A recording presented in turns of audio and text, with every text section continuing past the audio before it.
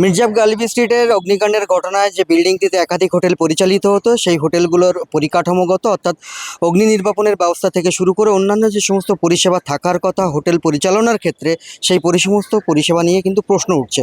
তবে যে সমস্ত ভিজিটর্সরা বা যারা এখানে থেকেছেন বা তাদের মধ্যে একজন বাংলাদেশের সঙ্গে আমরা কথা বলেছিলাম, শেখ আরাফাত, যিনি যশোর জেলার বাসিন্দা।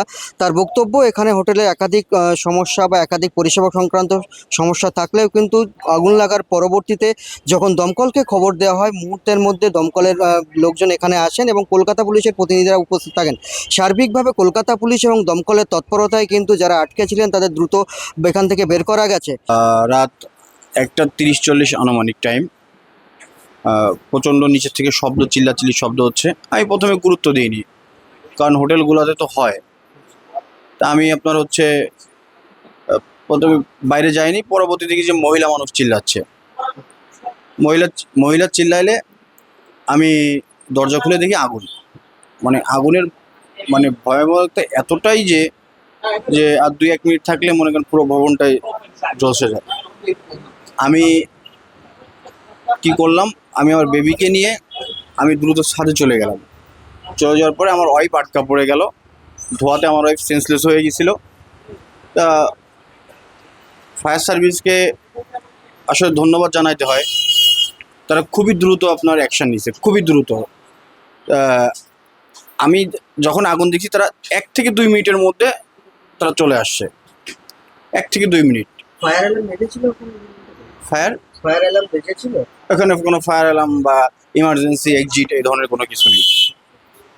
তা ফায়ার সার্ভিস আসার পর 10 থেকে 15 মিনিটের মধ্যে তারা আগুন নিয়ন্ত্রণে নিতে পারছে। আগুন নিয়ন্ত্রণে নেওয়ার পরে আস্তে আস্তে তারা উপরে উঠছে। যত ফ্লোরে যে মানুষগুলো আটকা ছিল সবাইকে বের করছে। আমরা ছাদে আপনার 20-25 জন আটকা ছিলাম, আমার বেবি সহ। আমাদেরকে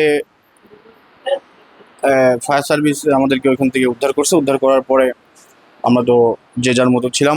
আমার ওয়াইফ আপনার অজ্ঞান হয়ে গিয়েছিল, সেন্সলেস হয়ে গিয়েছিল আমার ওয়াইফ। পরবর্তীতে ওইখানকার লোকজন তার মাথায় পানি টানি দিয়ে তাকে তার সেন্সটা আনছে, সেটা উদ্ধার করছে। আমার ওয়াইফ এখন অসুস্থ আছে। তা আমার বেবি তো খুব ভয় পেয়ে আছে। এই হলো অবস্থা। এখানকার পুলিশ বা ফায়ার সার্ভিস আমাদেরকে অনেক সহযোগিতা করছে বা এখনো করতেছে তারা। উনি হাসপাতালে নেই, উনি আপনার এখানেই আছে। জি জি, এখন তারা ভালো আছে, আগের থেকে একটু ভালো আছে।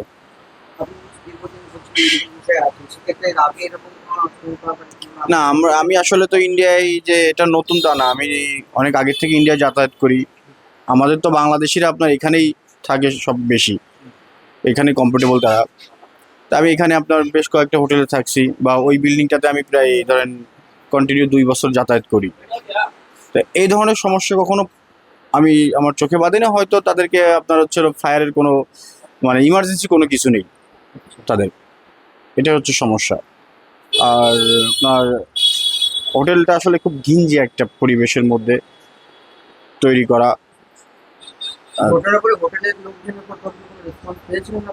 না, হোটেলের পক্ষ থেকে আমরা কোনো রেসপন্স পাইনি।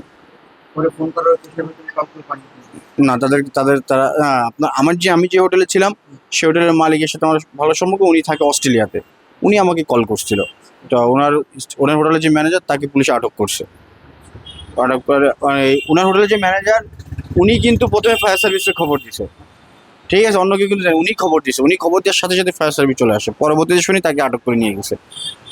এখন এই অবস্থায় আছে। আমি 3rd ফ্লোরে ছিলাম।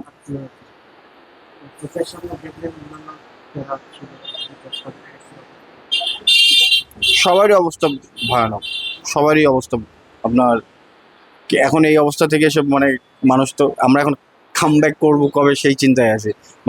চোখের সামনে ভেসে আসছে। আমারও একটা বাচ্চা আছে, একটা 3 বছরের বাচ্চার মারা গেছে। তারাও ট্রিটমেন্টে আসছিল। ওই হোটেলের আপনার প্রায় 8 জন আমাদের বাংলাদেশি মারা গেছে, আর হোটেলের স্টাফ ছিল 1 জন। কলকাতা পুলিশ এবং দমকলের তৎপরতায় কিন্তু যারা আটকে ছিলেন তাদের দ্রুত এখান থেকে বের করা গেছে। কিন্তু হোটেলের এমার্জেন্সি গেট বন্ধ থাকার কারণে এখানে একাধিক সমস্যা ঘটেছে, এই 9 জনের মৃত্যুর ঘটনা ঘটেছে। সার্বিকভাবে এই ঘটনা যাতে পুনরাবৃত্তি না ঘটে সেই সমস্ত বিষয়গুলোকে কিন্তু তারা তুলে ধরার চেষ্টা করছেন এবং এখানকার সরকার এবং প্রশাসনের কাছে তারা আর্জি করছেন যাতে এই সমস্ত ঘটনার পূর্ববর্তী এবং প্রশাসনিক দিকগুলো তারা গুরুত্বপূর্ণ সহকারে দেখা হয়।